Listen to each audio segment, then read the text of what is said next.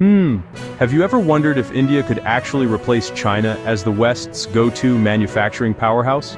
Oh yeah, this is not just a random thought. This is about global strategy, economics, and a little bit of geopolitical chess.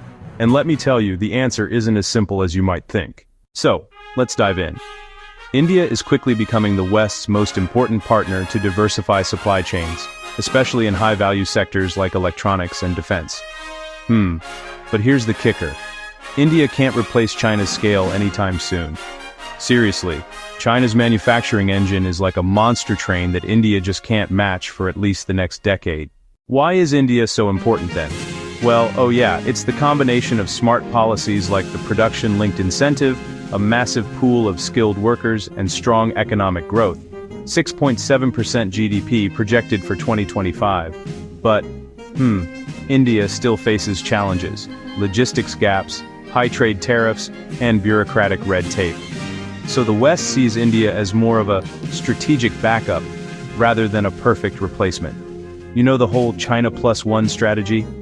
Yeah, that's the idea of companies saying, okay, China's great, but let's have a plan B. This started around 2013 because people realized, relying solely on China is kinda risky. And then came the US-China trade war. Oh boy, tariffs skyrocketed, costs went up, and suddenly diversifying supply chains wasn't optional anymore.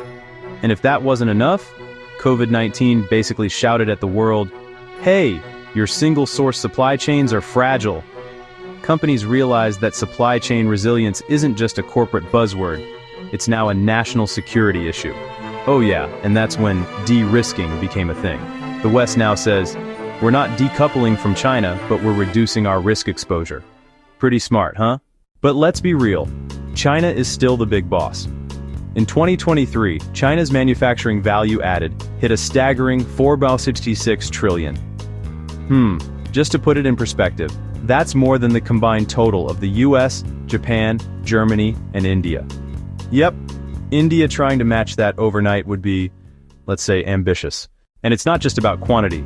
China dominates high-value sectors like capital goods, machines, industrial equipment, precision tools, consumer goods, check, intermediate goods, check.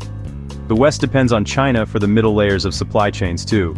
So yeah, saying let's just replace China with India is kind of like saying, let's replace a jumbo jet engine with a bicycle.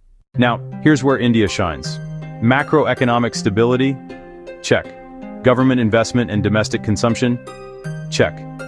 India has been growing at over 8% for the last few years, and credit growth for small and medium enterprises is booming. Oh yeah, the manufacturing sector is seeing strong growth too. Electrical equipment up almost 16%, basic metals around 12.7%. Not bad, right? The PLI, or production-linked incentive, is basically India's ace up its sleeve. This scheme gives companies direct financial incentives to produce in India, especially in sectors like electronics, drones, and telecom. It's like saying, hey, we know it's a bit tricky to do business here, so here's some help. And it works. Investments under PLI reached around $18.7 billion by November 2024, with production hitting $162 billion. Oh yeah. And smartphone exports have jumped by 139% in the last 3 years. Speaking of smartphones, Apple is a perfect case study. In FY 2025, 1 in 5 iPhones are assembled in India. Most of these phones are heading to the US, and companies like Foxconn are investing billions, even building chip fabrication facilities. Tata Electronics is also getting in on the action, taking big stakes in Pegatron facilities. India is not just a cheap assembly hub. It's becoming a serious manufacturing ecosystem. Pharmaceuticals? Oh yeah, India already dominates generics and is stepping up in active pharmaceutical ingredients, reducing Western dependence on China. 500 API producers, making up 20% of global volume. That's huge. But in sectors without strong incentives, India faces stiff competition. Textiles? Vietnam's still winning there?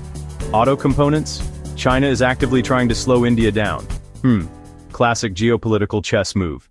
Now let's compare India versus China on the factory floor. Logistics, infrastructure, and trade openness are key.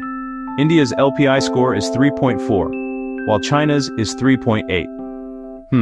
That gap may not sound huge, but it translates into real supply chain delays and higher costs. Import tariffs? India's over 15% on average, one of the highest among emerging economies. And labor productivity? Less than half of China's.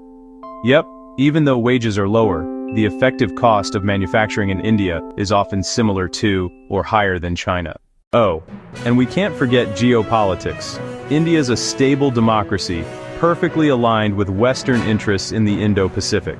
Part of the Quad with the US, Japan, and Australia, India maintains strategic autonomy, balancing relationships with China and Russia while still being a key partner. From a Western perspective, India isn't just a manufacturing option, it's a strategic chess piece. So, to wrap this up, India is not a China replacement, at least not in scale, but it is a reliable, high-value alternative. Electronics, drones, telecom, pharmaceuticals, all these sectors show that India can seriously reduce Western dependence on China. And with the right reforms in infrastructure and regulations, who knows? Maybe the gap will shrink faster than we think. So what do you think? Could India eventually become the new factory of the world? Or is it better as the strategic backup? Let me know in the comments. Oh yeah, and if you enjoyed this deep dive and want to stay updated on more insights about global economics, strategy, and fascinating trends, make sure to hit that subscribe button and turn on notifications. Trust me, you don't want to miss what's coming next.